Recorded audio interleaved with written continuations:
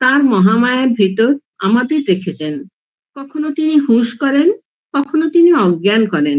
একবার অজ্ঞানটা চলে যায়, আবার ঘিরে ফেলে। পুকুর পানা ঢাকা, ঢিল মারলে খানিকটা জল দেখা যায়, আবার খানিকক্ষণ পরে পানা নাচতে নাচতে এসে সে জলটুকু ঢেকে ফেলে। যতক্ষণ দেহ বুদ্ধি, ততক্ষণই সুখ দুঃখ, জন্ম মৃত্যু, রোগ শোক দেহেরই এইসব, আত্মার নয়। দেহের মৃত্যুর পর তিনি হয়তো ভালো জায়গায় নিয়ে যাচ্ছেন, যেমন প্রসব বেদনার পর সন্তান লাভ। আত্মজ্ঞান হলে সুখ দুঃখ, জন্ম মৃত্যু স্বপ্নবৎ বোধ হয়।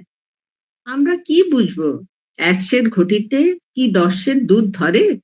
নুনের পুতুল সমুদ্র মাপতে গিয়ে আর খবর দেয় না, গলে মিশে যায়।